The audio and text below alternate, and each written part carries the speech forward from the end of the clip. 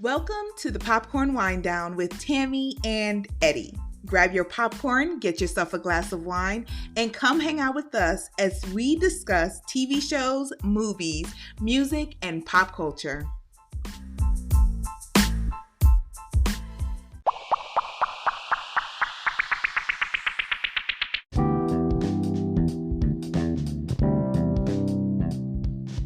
Hello and welcome to this week's episode of the Popcorn Winedown. Thank you for joining us. I'm Eddie. And I'm Tammy. And this week we are going to be reviewing the K-drama Itaewon Class. I am so excited. But first, let's get to the winedown. This week is a lot of casting news. But before we begin, I want to send a big shout out to all the Emmy winners, especially the Black people of color. They cleaned up at the Emmys. The Watchmen was one of the big winners. Regina King won for her role in The Watchmen, and I'm already making this plea. Tammy, can we please review The Watchmen? Please. Yeah, it didn't get a second season. It wasn't supposed to. It was originally planned as a one-season limited series drama. So please, can we do The Watchmen? That's good. They got the Emmys. They don't need our attention. They do. It's so good. Okay. Well, I still continue to try to get her to agree to The Watchmen. Go ahead and check it out on HBO Max or HBO. It is awesome. And I'm going to keep working on that. And also a shout out to Zendaya, who made history as the youngest actress to win Best Lead Actress in a Drama. So here I am on my hands and knees making another plea. Can we please review Euphoria, please? I would if I was entertained by the 3 episodes that I watched. I watched the first 3 episodes, and granted, I see what everybody's saying. She did a phenomenal job in the episodes that I watched, but I was not entertained at all. Like, I was not trying to go for that 4th episode. So, unfortunately, that's gonna be a no. As you listen to that, keep in mind, this is a woman who has never seen a Sean Connery Bond movie. So I'm going to continue to work on that too. Hey, we all got our own Bond that we love. Euphoria is amazing. Zendaya was amazing. Oh, it might just have to be a pop review on the website, thepopcornwinedown.com. Big shout out and plug to our website. So keep a lookout for that. Also, Ellen premiered this week to big ratings, and some people are asking if that was because of the controversy or in spite of the controversy. We'll never know. She did issue an apology and address all the controversy during the premiere.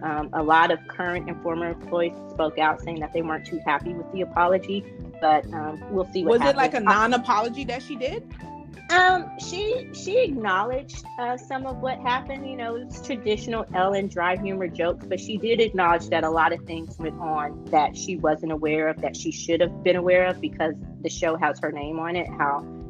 So I guess she's going to be more attentive to those things. But also, she promoted Twitch, who was the DJ, or who is still the DJ, to co-producer. So he's now one of the co-producers of the show.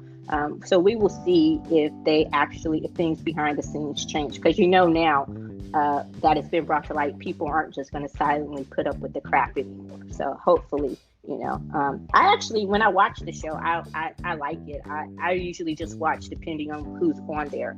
But there's some times when I think her interviews are a little lacking, and there are times when I think, gosh, does she still want to do this? From what I've seen, You never know what happens. In casting news, I'm excited about this news. Yara Shahidi from Blackish and Grownish. Have you? I have. Don't be coming for me. I'm not coming from you. I'm just trying to build on our list and see what I have to do as a pop review or what we can actually talk about. Yes, I have watched Grownish, and I am a huge fan of Blackish. So, and I love Yara. Like, I think she's just a phenomenal young actress in Hollywood today. Like, she's just great. She is, and so she has been cast as Tinkerbell. Very excited in Peter Pan live action. Now, I have a question. is this one of those play things that they like to do on TV, or is this actually going to be a movie? No, it's actually going to be a movie. So hopefully it makes up for the trash that was Mulan live action, okay, that we reviewed last week. You can listen to our lovely review of how we both agreed, which is very, very rare, that Mulan was lacking. But this is going to be a live action. I think she may be the first cast member for the movie. So it is going to be kind of like Cinderella and Beauty and the Beast and Mulan, which is live action. Oh, okay. So that's cool. I look forward to it. And yes, they really need to make up for that trash that was Mulan. And I hate saying that because, listen to the podcast. I wanted to love the movie so much, but, listen to the podcast. Yeah, it's triggering me. I'm getting PTSD just talking about it. So, in other news, Nick Fury, Samuel L. Jackson, is getting his own series at Disney Plus, and I'm excited, but this also filled me full of trepidation. And yes, I know you're rolling your eyes, and you just probably said, "What the hell?" And Tammy always accuses me of talking like a human dictionary, and I do. I'm sorry, that's just how I talk. So, the word of the day for today is trepidation.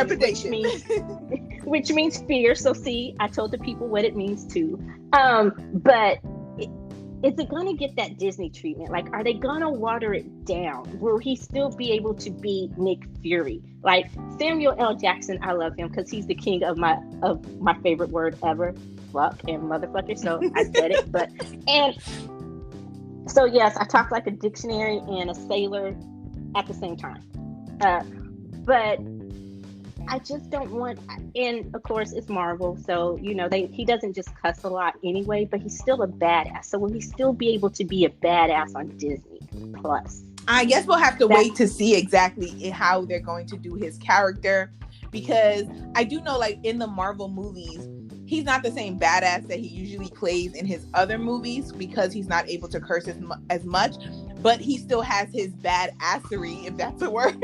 He still has his badassery even as he's not able to fully, like, throw out curse words, every other word and everything like that. So hopefully at least they bring, like, the power and control that he has as the leader of the Avengers, because, he's the unofficial leader of the Avengers, that he had in the movies. I'm hoping that they don't water him down in the TV show. Yeah, and it's now making sense why Netflix suddenly, like, over the last couple of years, canceled all of their Marvel series that they had, like the Iron Fist, which was panned, so people pretty much thought that was coming. But Daredevil and Jessica Jones, because we now know that Disney Plus was coming, but a lot of people thought they would be picked up by Disney Plus, but were they too rough for Disney Plus? So that's my thing. I don't want Disney to just take this and turn these into live action cartoons, because that's not what they're about. So we will see if I have a right to be filled with trepidation in regards to this casting. With fear. But thank you. But also one casting item that I'm really excited about. One of my favorite actors. I've loved this man since the show Leverage, and he is beautiful and he is gorgeous and he is an amazing actor. Aldous Hodge has been cast as Hawkman in the new Black Adam movie coming from DC. And I might as well say series, because Black Adam is going to be played by Dwayne Johnson, and everything. The Rock just has the Midas touch anyway, so it's probably going to get a series. And if they can continue on with, the Batman and all of that, then they can do Black Adam. I guess I'm getting ahead of myself, but I'm really excited about that news. And speaking of Leverage, there's also supposed to be a Leverage reboot. Woo! So I'm excited about that. And the whole cast is coming back, but I don't know about Timothy Hutton. I know he had some of his own Me Too issues. I don't know if he's going to still be in that. Do you know? No, I think that the dude from ER. Oh my God, I forgot his name.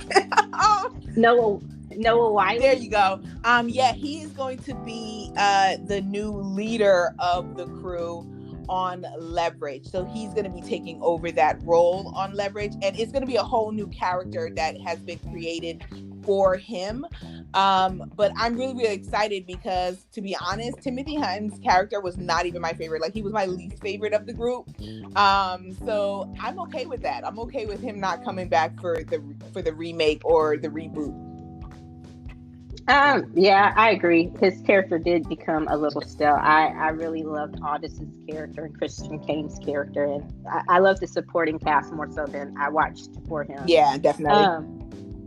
And the Berlanti universe, also known as the CW network, everything on the CW seems to be produced by Greg Berlanti. Yeah. All those shows are headed back into production within the next couple of weeks, and that also includes all the superhero shows, The Flash. They're still calling it the Arrowverse, believe it or not, even though Arrow is no longer. But Legends of Tomorrow and Supergirl, which is unfortunately ending after 6 seasons. So this is the final season of Supergirl. Season. I may have to watch it more often. I kind of checked out a little bit, but we'll see. But he also produces one of my favorite shows on CW, All American. We are definitely doing an All American review, are we not? Yes, we are. Yes, we are. Okay, that's one of my favorite shows as well. Okay, so you heard it here, people. You heard it here, Winedowners. We are doing an All American review. Yes, I'm down for it. Okay, and This Is Us. Their premiere has also been moved up to the 27th of October. Now, I don't generally watch This Is Us. I keep up with it. I watched the first season and I cried after every episode. I'm like, oh, this is too dramatic for me. I'm not that person, but I keep up with it. I know what's going on. I know who's doing what. I know all the characters. But one of the things I'm really anxious to see is they are going to have the first real sex scene to be filmed during the pandemic, and I'm really excited to see that. And I know that sounds kind of voyeuristic and pervy, but it's not. It comes from a purely professional point of view as a future director, and I can tell the difference. One of my favorite shows, General Hospital.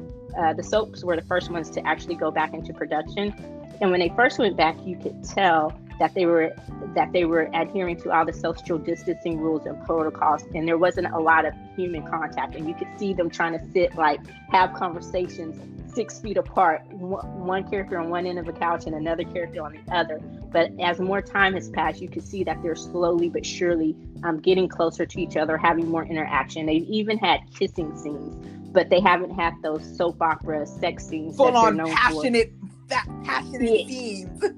Yeah, they've alluded to the characters having sex or having slept together, but it's not anything that we as an audience actually seen. So I'm sure that from a purely professional standpoint, not only am I, but others are interested to see how it's going to be done, at least for now in this age of new normal with This Is Us. So I will probably tune in just to see that. And speaking of other premieres that a show that I've watched but's not a regular on my rotation list is The Neighborhood, and it's on CBS, and it's a really great show starring Cedric the Entertainer. And I'm having a brain fart, but I love Max Greenwood. I'm sorry. Oh right, The Neighbor, yeah, The Neighborhood, but their season premiere is going to deal purely with Black Lives Matter movement, which is really interesting because it's set in a neighborhood in South Los Angeles, and it deals with the gentrification of that neighborhood. Mm-hmm. So it's a great show. It just hasn't made the full rotation, but I will go back and watch it. And every time I watch it, I do enjoy it. I definitely agree. It hasn't been able to make it onto my TV schedule because I just have so many shows that I follow already. But I do every once in a while go on demand and watch an episode of it, and I'm always entertained every single time that I watch an episode. So I'm excited to see how they do their season 3 premiere with the whole Black Lives Matter focus. Well, maybe we can review that, and since we don't watch it, but or regularly, but maybe we can review the episode. So that's also something I'm lobbying for. I will leave a big question mark in the air about that. You are lobbying a lot of things right now. I know. I have to do it publicly so I can have it on record that we've had this conversation. TJ, that's a good strategy. It's a great strategy. So I'm leaving a question mark, but if it doesn't make it on air, then check out the pop reviews on the Popcorn Winedown again. We need like one of those plug sound effects. Plug, yes.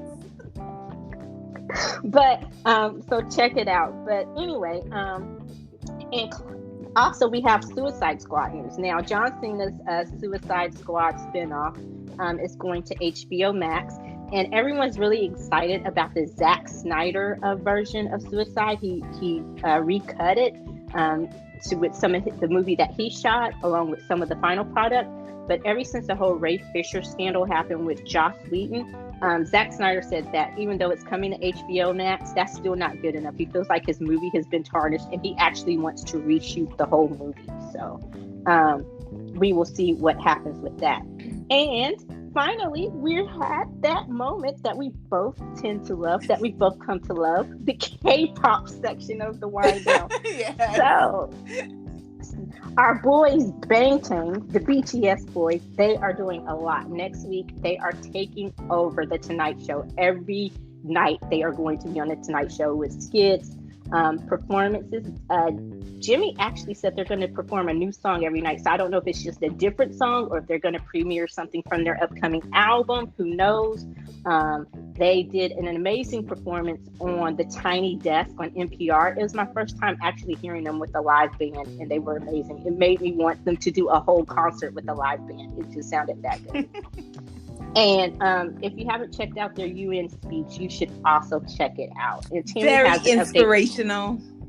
Yes, Timmy has an update on one of our other favorites from G7 or GOT7. You have some yes. So okay, I know, like I am more in the GOT7 bubble than anybody else, but one of their main vocalists, who is just an amazing singer, YoungJae, has just been cast in his second ever. I just realized that he has acted before, so his second ever role in a new Netflix sitcom called I Wish the World Would End Tomorrow, about international college students coming together in Seoul, South Korea, to go to school and just interact and everything like that. So I'm really excited to see that, because they say that his character is kind of supposed to be how his character is when they do interviews for GOT7. So, and I love how he is in interviews.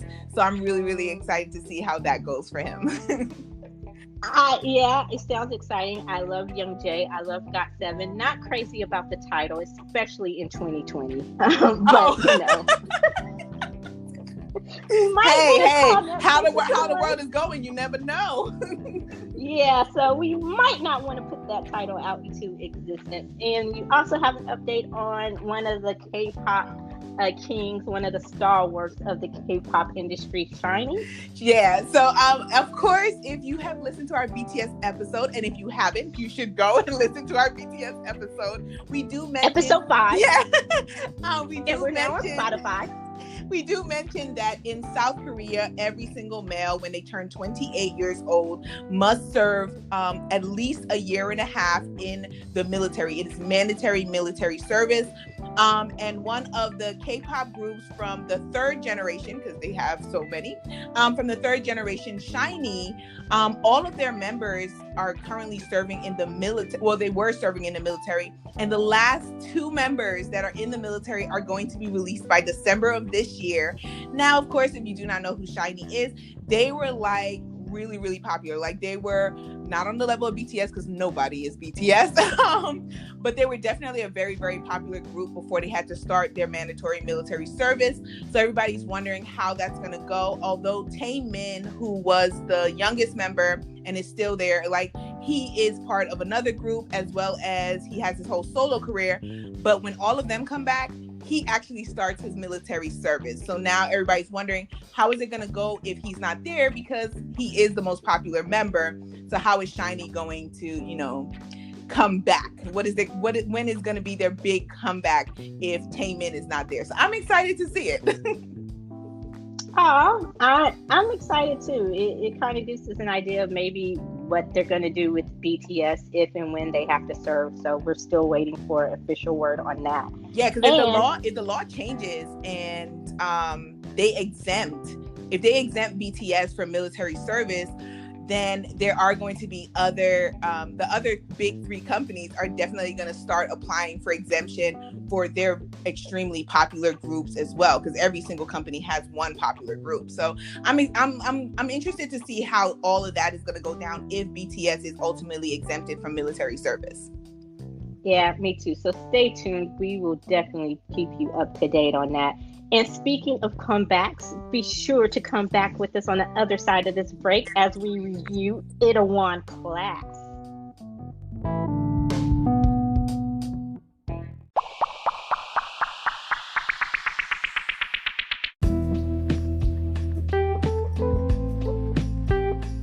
This week, we are discussing Itaewon Class, the K-drama on Netflix, all about a young man and how he deals with the aftermath of his father's death and his need to make those responsible pay for his dad's death. So it is a classic, I don't know, orphan revenge story, however you want to classify it. It was amazing. So I want to just send a shout out to Tammy and thank her. She is much further down the Korean K-pop, K-drama bubble than I am. I am. And she recommended that we do a K-drama. So I suggested that she pick one. This is probably the third one that she settled on. But I'm glad she chose this one. Okay, wait. Can I first say, hold up, disclaimer on... I had to choose one that Eddie would actually want to sit down and watch. I had to ease her into the Korean drama bubble, all right? And after watching like 10 of them so far, I just realized that Itaewon Class was the best one that she can sit down and watch and be like, wow, like I think, yeah, like I really enjoyed that. So I had to choose one because the first one I chose was a romance. It was a true drama. And then the second one was action, but I just didn't feel like it would be your first, one to do. So yes, you're welcome. You're welcome. Well, thank you. And you know me well, I'm not big on the romance. But this one was a little bit of everything. It had bits of romance. It reminded me a lot of a U.S. soap as far as something, I don't know, maybe like not the new version of Dynasty, but the older version of Dynasty. It kind of gave me that kind of feel, like back when our nighttime soaps were really good and not so, I don't know, soapy or crazy or, sexualized. It wasn't even it's not even a sexualization that bothers me a lot with the teen dramas like Riverdale and all that kind of stuff, but and I don't like Riverdale for a bunch of other reasons, but I loved it. And so I guess we should get into it. But it spans over 15 years, and it starts off with the death of the main character, Park Seo-Joon's father, and it gives you a little background about their relationship, which I loved, even though we only got it for like one episode really, but you really got an idea of how close he and his father were and what losing him did to him, and also the things that led up to that death. So and how he holds this one family responsible for pretty much ruining his life, which they did. And that is the Jang family. And they're in charge of the company, the Jenga company or Jonga company. So yeah, but of course, obviously you liked it because you recommended it. Yes. I liked it also. And and how I knew is that, this would be something that I really, really wanted us to review is because I was telling everybody about this show. Like, I was watching it and I was about, I want to say like between the 6th and 7th episode. And I started talking the show up to everybody that I knew. I'm like, yo. I know you don't speak Korean. It's cool, but you gotta watch this show because in the first episode, all of this happened. They were like, "Yo, that really happened!" Like it was, and they were entertained by me telling them like what was going on in the first episode. And it's a phenomenal show. Like I will say, it's a phenomenal show. There's certain things I didn't like about it, but that's for every show. But overall, it was just amazing. It had me from beginning to the end. It had me too. And I will say, like, I started watching it, and this week, and you know, we had some really bad rain come through, and towards the last 15 minutes of the first episode, our power went out, and I was so mad. And I was like, no. And I did, the first few minutes, I was like, okay, what the hell does she have me watching? And I remembered texting you saying, okay, I can't talk anymore. I'm about to go watch, and I mean read Itaewon Class. Because you got to read the subtitles. Yeah, but it's kind of like Parasite, for those of you besides Tammy who hasn't seen Parasite, which, you know, she's always calling me out. She's like, I knew she was going to say that, don't come for me, but you know. So besides her, it's kind of like Parasite. You don't even realize that you're reading subtitles. So don't let the fact that it's Korean and the subtitles are there get in your way. It is really good, and it grabs you from beginning to end. Starting with him taking up for the kid who's being bullied by forgive me if I mispronounce his name, but John Won, and who actually ends up being responsible for killing Sarai's father. And it goes to the chairman, who is a motherfucker. Like, he's just an absolute motherfucker. Like, and that motherfuckiness, I just made up a word, grows exponentially. Second SAT word of the day. It just grows throughout the whole movie, the whole series. But his whole goal is to bring Sarai to his knees, like literally. And that was one of the things that I loved about it, is they would be going off on each other, but since the chairman is so much older than Sarai, basically in English, he just cussed him out lower than a dog, but he's still bowing in respect. Mm-hmm. Every single time. Like, he would still bow down for respect because he's an older man. Yeah, so and I comment to you on that. I'm like, I love how they go off on each other, but they still bow. Like, even when Suha was saying something so disrespectful, she was like, I must leave now. But no. But even then, like, I feel like their bowing was like a fuck you. Like, yeah, it was the person they were bowing to, though, you know? It was almost like giving them a finger. But yes. So, you know, once Sarai finds out that Gwan is responsible for his father's death, he beats the crap out of him. He ends up in jail. And that was one of the things that was throughout, is like, everyone kept thinking that he was just this middle school, like he just had a middle school education, because he got suspended during the middle of his senior year. So he never actually graduated high school. And then a couple months later, his dad died, and he ends up going to jail for beating the person responsible for his father's death in the cover-up, which we'll get to in a minute. But one of the things that kept resonating with me is how everyone held that against him, but he did not let that define his life. Even when he was in jail and he was talking to someone who becomes one of my favorite characters, Sung Kwan, he was like, are you going to let this determine your value or determine who you are in life? And everyone just kind of thought he was stupid because he didn't graduate high school. But when I can't remember who it was, Suha or someone asked him, well, what are you going to do here? And he goes, there's a library. They have lots of books. I'm going to learn. I'm going to study the books. So it's pretty much like he got his college education or whatever in jail. And you get the feeling that he was never a stupid kid, you know. But that was one of the things I really loved about him, even though he was kind of stubborn, and that stubbornness was a little annoying at times. But and I know who your least favorite character was, but Suha was mine. Oh no, okay. So I will say that it was an equal opportunity situation on the two love interests that he had in the show. I did not hate one of them more than the other. I hated them on the exact same level. And the reason why is because both of them were extremely manipulative because they knew who he was as a person. So because they knew his personality, I thought that both of them had moments where they manipulated him based on his emotions, his feelings, and the type of respect and honor that he had as a person. And I just could never get behind that. So I honestly wanted him to end up by himself in this whole thing rather than ending up with either one of his love interests. I hated I hated both of them so much. I hated from the beginning. I did not like Suha, and I tried, but she, to me, and I think Yiso, who's his second love interest, who was she was also one of my favorite characters. I think she was so interesting, and I saw her growth. And but Suha, from the beginning, she was one of those people who always looked down on him, even though she had less than he did.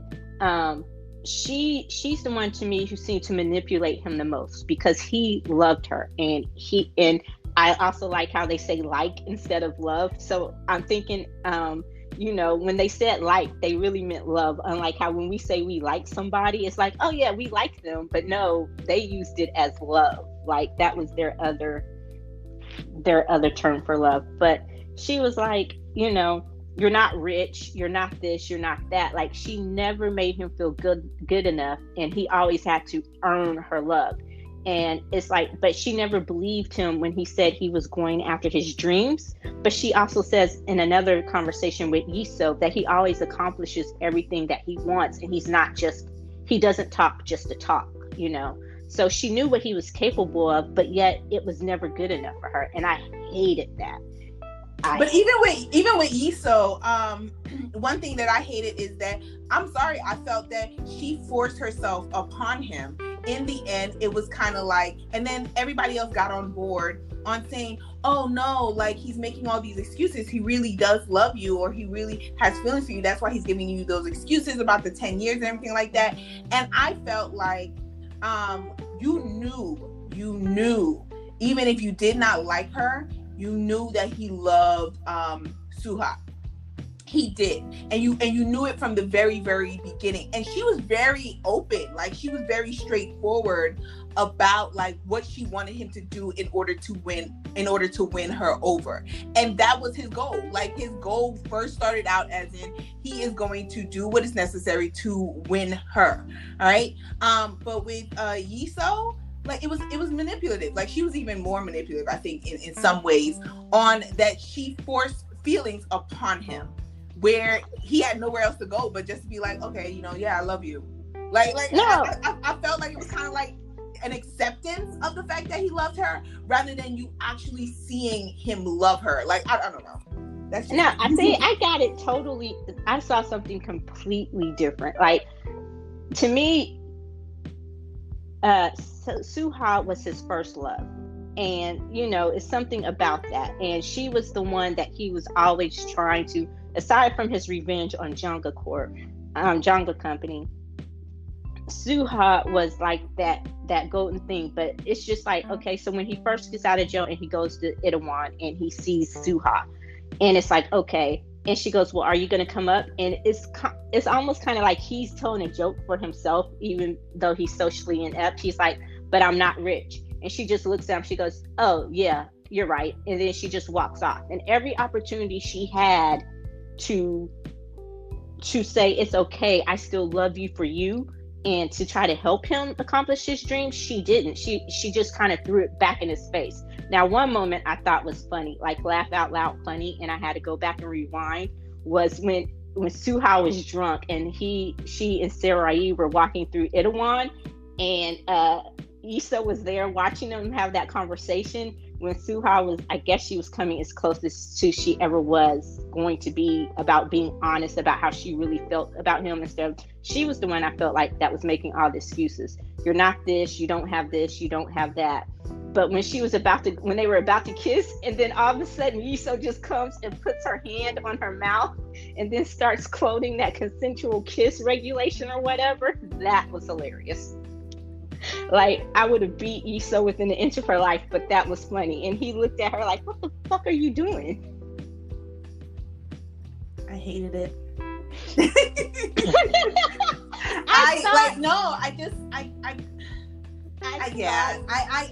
I could not be endearing to her. And I even went on Twitter, like I was going and be like, why is everybody trying to say that, oh, they should end up together, oh my god, it's amazing, like all of this. And I'm just like, why? She's psychotic. She was a psycho. I didn't think, okay, she started off but to me, Issa was always very honest about her character. She had sociopathic tendencies. I don't know if she was a true sociopath, narcissist, yes. But you also saw her growth. Like, she never tried, she accepted Sarai as he is. Initially, you know, she says it in her mind, I think it started off as a game with her. Like, she wanted to win. And she made up her mind that she loved him. But the more when I first started to see, and everyone says that they saw it, like you saw him gradually fall in love with her. Like, she became his best friend. And you just see it gradually, like from the moment when they're in Panjin meeting with the ex-cop and he tells her about his scars. You know, they had those moments of intimacy where she kind of got to know what he went through, but he never had that with Suha. Suha never really asked him about what he went through in jail, what he went through when he went overseas fishing and all of that. She never asked about that. She didn't care. Yiso actually took an interest in his life and what made him, and she helped him accomplish all his dreams. Suha was, on the other hand, was saying, no, come to me each time. Come to me after you accomplish this dream. And he even fast-tracked his plan when he went all into Jenga Company, and he fast-tracked Mrs. Kane trying to take over the company after he told Suha on the bus, I'm gonna make it so that you can quit your job. You know, he never, so that to me, but Yiso was always there standing beside him, helping him. And you saw her growth. At first, she didn't like Yi-hoon very much. I know I pronounced her name, Hun-hee, who was the chef. And then when she found out she was transgender, her reaction towards her. But then Hun-hee actually ends up becoming her best friend. You know, at the end, when I have to say I disagree with that. I don't think it was necessarily. I believe it was a little bit of, being that she was a sociopath, and maybe it's because I see it differently, but being that she was a sociopath, she could have no friends. She was manipulative until the end. She only ever considered them to be friends when it was something that she needed from that person. They were friends. They considered her to be a friend to them, and they considered them to be close. But I never saw her. I never got or fell for her actually growing as a person, where she had built. Because I felt that at any moment, if it suited her purpose, she would have dropped every single one of them, except for Sarai. She did love him, and I won't deny that she loved Sarai. She did love him, but everybody else was expendable. And as long as it served the purpose, then they were there. But if they no longer served the purpose, or if Sarai did not threaten her multiple times on how she was acting, she would have dropped every single one of them. In the beginning, yes, but when she didn't have to call Hun-hee, when she did, when it was discovered that, well, when Gunsu leaked that she was transgender to the news, she didn't have to call her, but she did. And she said, and she admitted, she said, I know you think you know why I'm doing this. I know you think this is a bitch of me to tell you this, but she read her that poem. And Hun-hee was like, no, you're saying that I'm the diamond. I get it. Because Sarai said you could run away. But she knew that, hey, if you're not, and Sarai is the one who actually told her, Hun-hee, that everything hinged on her winning that competition, winning that best pub thing. It wasn't Yiso that did that. Yiso could have outed Gunsoon as the one who leaked it to the press. She knew he leaked it, and she went and she confronted him. But she could have gone back and blew him out of the water at any moment, but she never did. And then at the end, where she apologizes for playing up on his emotions, for using him, for manipulating him, she didn't have to do that. There was nothing in it for her. He was leaving. You know, so she realized. So I saw the growth of her through the end. You know, there were times when she manipulated, where she did live up to her full sociopathic tendencies. But as the show got on, she got better. Was she always, as my boy Sung Kwan said, a rude little brat? Yeah, but that was just her. But you know, she came around to finally accepting that my boy Tony was a Korean. Oh my God. And Tony and his grandma. Who knew? At first, I thought his grandma, Mrs. Kim, I thought she was just the neighborhood loan shark. I didn't know she was like the richest character on the show.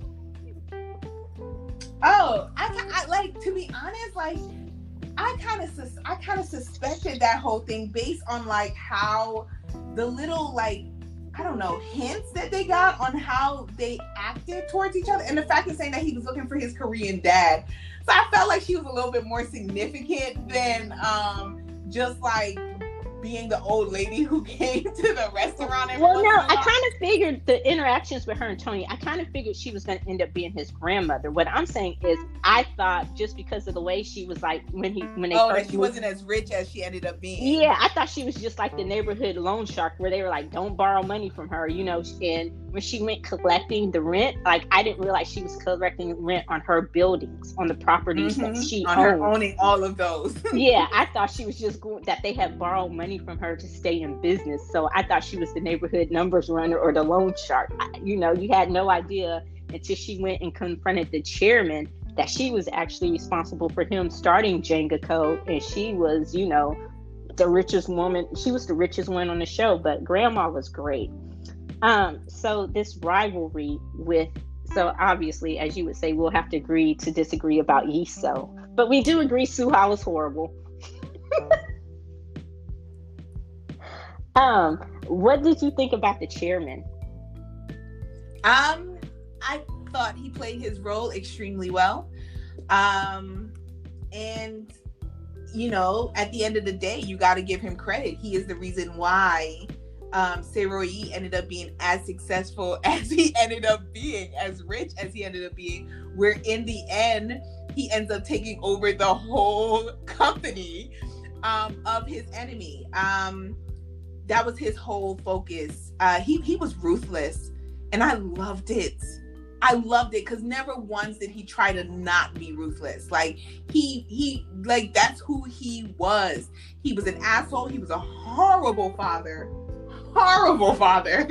He was a horrible boss, a horrible leader, like all around. But I liked him because he played his role really, really well. Like you knew what you were getting every single time that he was on the screen.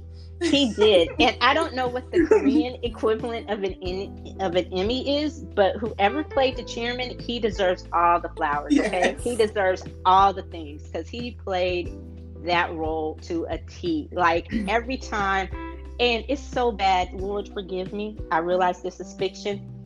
He's so hated. I didn't even feel a twinge. I didn't feel bad when he was he was diagnosed with cancer. Heck no! And I'm like, I was clapping. I was like, yes.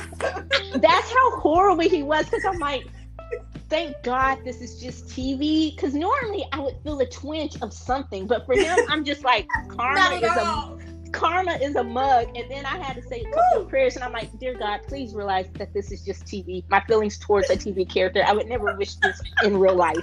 I'm not really this evil in real life. Yeah. But he deserved to die.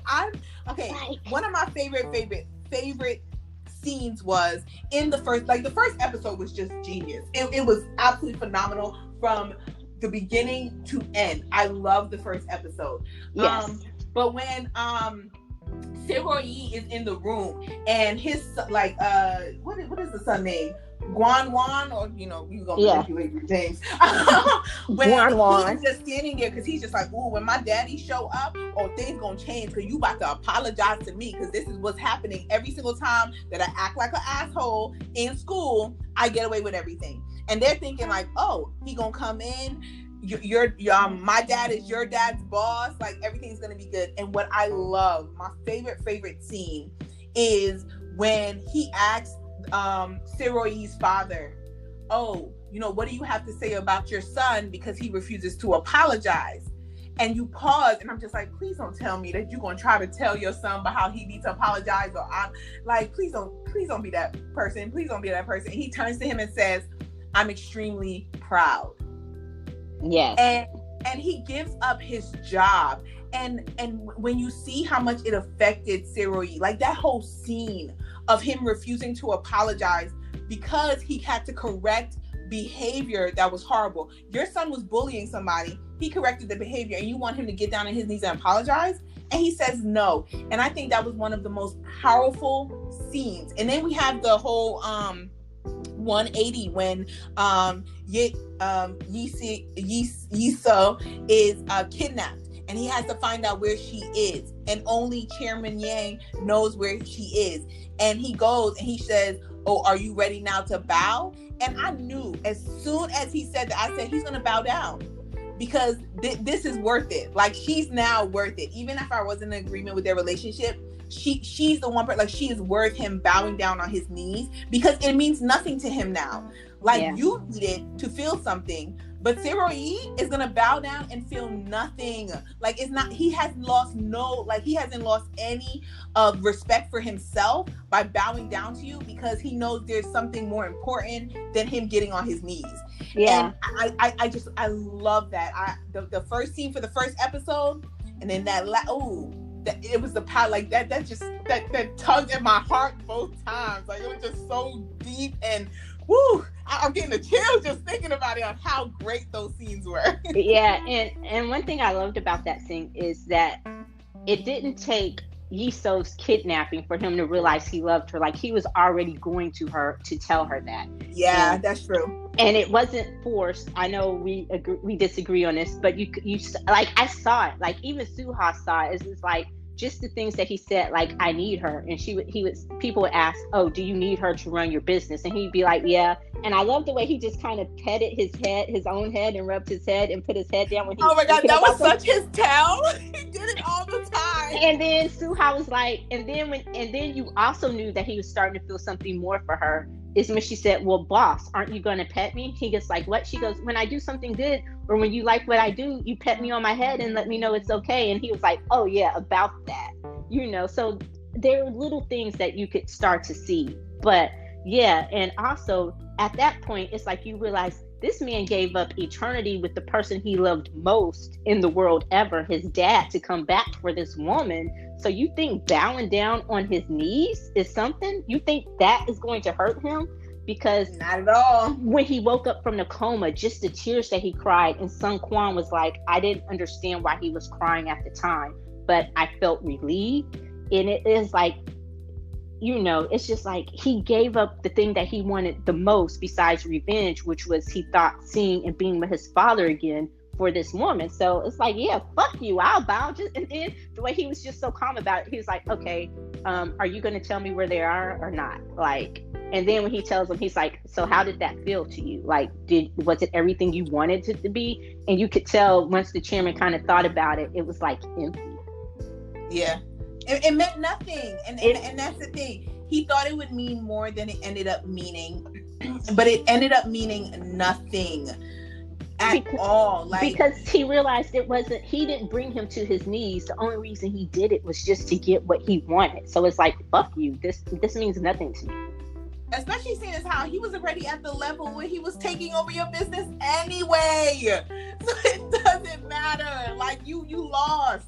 Like, it was his last, like, moment of so-called success, but you lost. Like, Sero-yi was the success that you said that he would never be. He would never be who you were, and he ended up being more than you. And I that's why I love their dynamic. I think one of the strongest bonds in that whole show was Sero-yi and the chairman. And I love the strongest bond in that show. And I love how Sero-yi told the chairman, even though you were my enemy, I still respected and I admired you. And he told him, and he did pay homage to the fact that, hey, if it wasn't for you and this this, I guess, admiration hate, I can't call it love hate, but I'll say admiration hate relationship that they had, he wouldn't have been who he was, But and Jangakor was so toxic, because once you see how Gwon-soo acted, or I'm just going to call him Jisoo, but once you saw how Jisoo acted, the chairman's illegitimate son, once he went to work at Jangakor or Jangakor, it was just like, this company and this family, they're just fucking toxic. You know what? I think that's the one thing that I was really, really disappointed in. I thought that there was something there on him building a bond with Sero-yi, and then it was kind of like snatched away. And of course it was snatched away because they ultimately end up falling in love with the same person. But it was snatched away when he realized that Yiso was never going to be his. So I never understood the whole, oh yeah, I'm I'm like, yo, this girl don't like you and she's never gonna like you, but okay, you go ahead and you try. But I think that was a lost opportunity on him building a bond with Seroyi, who was somebody that could actually be a brother to him compared to the crap brother that he had who was trying to kill him. Yeah. And Seroyi even said, I consider you to be my little brother. Like, you know, and that was the one thing I loved was Seroyi's capacity for forgiveness and his understanding and his tolerance. Like, when everyone else found out that Hunhee was trans, he was like, and they're like, you knew? And he was like, yeah, I knew when we worked at the factory. But then it cracked me up. One of my favorite scenes is, okay, well, did you also know she couldn't cook? And why the hell did you hire her? He goes, she made me a really good lunch one day. And I'm like, okay, because they made one thing great. You realize this person sucks at cooking, but you want them to run your kitchen. But at the same time, when he pays her double her salary in order for her to work double hard to become the cook that she ends up becoming, the amount of faith that he had in the people that he chose to keep in his life was phenomenal. Like, it was just amazing on how much faith he had in the people to have his back. And I chose to be there for him, you know? And I love that because it's like Sung Kwan, who was just gangster. He you know, the first time he meets Seroyi, he kicks his ass in jail. And you know Seroyi could have fought back because Seroyi was not a punk himself. But it's like, okay. And then a few years later, after he starts Down Bomb, you know, Sung Kui comes in and he's like, you keep coming here by yourself and not with the gang. And he's just like, I like the way you work. And Sung Kwon always remembered what he told him in jail about this doesn't have to define your life. And, you know, and you see it like, you don't know the backstory at the time, but when the guy comes in, when Yi So-e and Ji Soo, when they get busted, and that guy comes in, he's drunk and he's being an asshole. And then Sung Kwan, after he knocks down Seroyi and he can't contain it anymore, he just beats the crap out of that dude. It's like, oh, okay. Once you see the backstory, you know where that comes from. And then when he tells his old boss at the end, look, if something happens to them, you don't want me to come back because I'm going to forget that I'm trying to be a decent person. Yes, and the boss knew exactly what he was saying because he said that. Because he was a crazy motherfucker, you know. And then on the way there, Seroi's like, look, this is going to go sideways. And basically Seroi was giving him permission to be the person that he used to be, the person that they all tried so hard to contain and say, look, you can't do this kind of stuff anymore. Seroi was basically saying, look, I love who you are now. I love Director Choi. I do. You're great. You're one of my best friends. You're my brother. But I'm going to need that crazy mofo I met back in jail to come out tonight. And he did. So, but I love Sung Kwan. And I had an idea for a spinoff that we can talk about in a minute because there's one more thing I want to talk about. What did you think about when Chairman Yang went and got on his knees in front of, like, he almost had me. To be honest, I didn't fall for it. Like, I was just like, I understood the significance of the scene. But I love Seroi's reaction. Like, what the fuck are you doing? Like, yeah, like that. Like that was what are you doing? Like get up. Like, no, that's not how we doing this. Yeah, he almost had me, but then I was like, on the same moment, it's like, oh wow. And then I'm like, Seroi, don't fall for it. And then when he looks at Yiso, and I'm like, oh God, he's gonna fall for it. But and then he was just like, did you really think you getting on your knees after you lost everything, trying to offer me this bullshit apology was going to change anything? Bruh, I'm a businessman. Like, get up and let's talk business. Like, let's talk business. He's like, that's what we about. I loved it. Okay, I will say the whole show, it's very, very, it's actually a little rare for me to pick the main character of a show to be my favorite. But I loved him.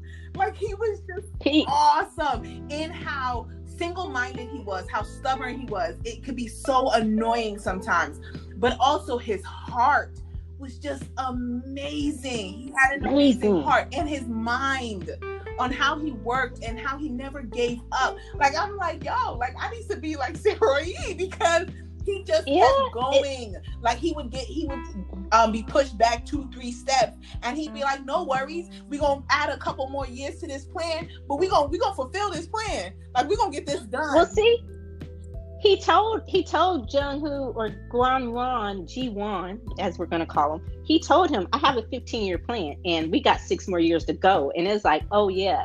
Now, that was one of my pet peeves, is how the heck did that little girl not age in those 6 years? I was expecting to see a completely different character in the 6 years from 2014 to 2020. Not the same little girl. Wait, who? The distributor's daughter, the guy who ends up falling from his cane. Oh, right. Me too. I was like, okay, Itaewon Class, this was your fatal flaw right here. I understand the girl was amazingly cute. She was so adorable now. She was adorable. She was, but I'm like, in this 6 years, I'm gonna need y'all to come with it and get another character. Okay, just a couple more things before we wrap up.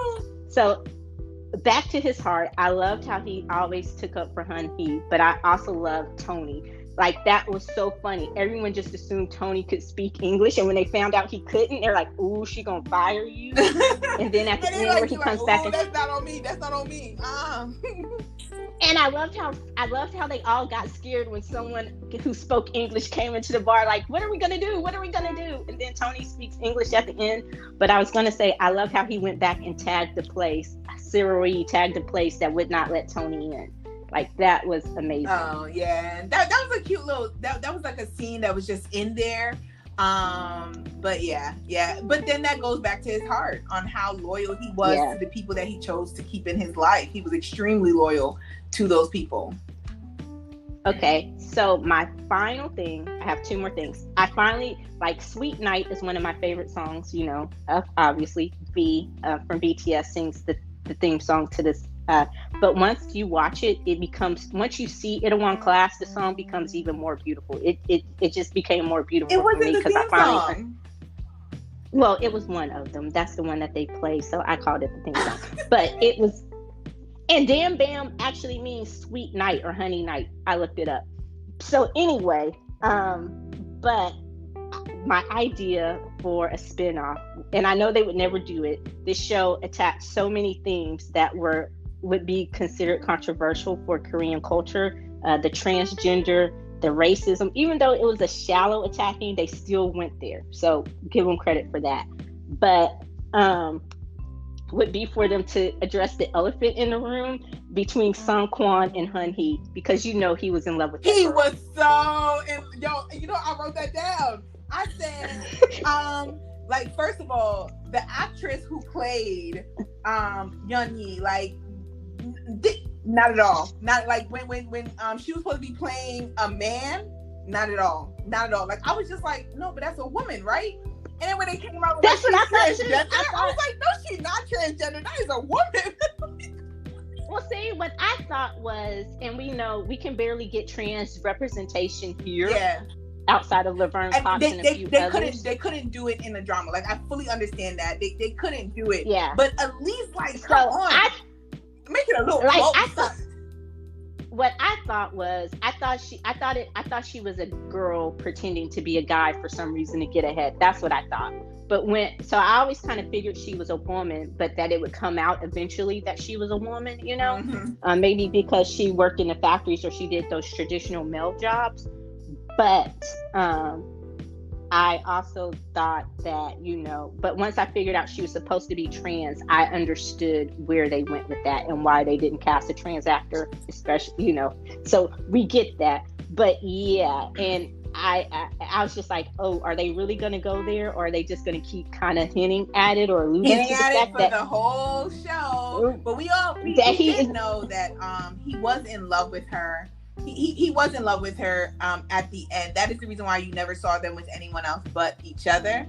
And then the whole club scene where he's dancing behind her, and then she turns around and he's just like, wait, what? What? Like, what the hell? Yeah, like, of course they'll never do a spinoff on that. But yeah, like, definitely the attraction was always there, and I think that that's kind of what they said made Itaewon a little bit different, Itaewon Class a little bit different, is because they definitely approach certain things that Koreans are starting to have conversations about. They're starting to talk about LGBTQ rights in South Korea. And Itaewon Class is just another way for them to address that, compared to, like, you know, every other way that they're starting to address it. So it's starting to become more of a focus for conversation. And Itaewon Class just brought the conversation up one more time. Yeah, so I was really proud of that. Okay, so we are at the end of this episode, and it was so great. So what? How many popcorns are you going to give it? So Itaewon Class, I am going to give Itaewon Class 4.75 popcorns. Even with the issues that I definitely have with certain characters and certain roles, overall, the show was absolutely amazing. It had my attention from beginning to end. Like, I was binge watching this show where I had to read subtitles for every episode. It was phenomenal. The acting was amazing. The storyline was amazing. Just everything. The script, everything was just really, really good. So 4.75. Yes. I am giving it 4.75 popcorns. I spilled a little bit when they handed it over the counter to me, but other than that, my bucket is still completely full.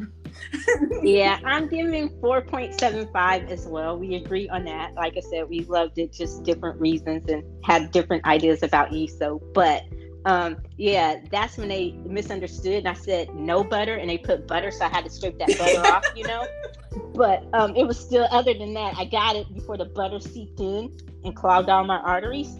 But yeah, it was amazing. 4.75. So if you have not watched it, please go and watch Itaewon Class on Netflix. Check out Itaewon Class on Netflix. It is amazing, and it's not one of those shows where you have. Usually, I'll say, "Oh, you have to give it the first 2 or 3 episodes." No, from beginning to end, you are sucked in. And it's 16 episodes. What I want to say is it's 16 episodes, and Korean dramas only get one season. Like, they usually only do once. It's very rare that they do a second season. So it's one season, 16 episodes, but you will not be disappointed. It is absolutely phenomenal.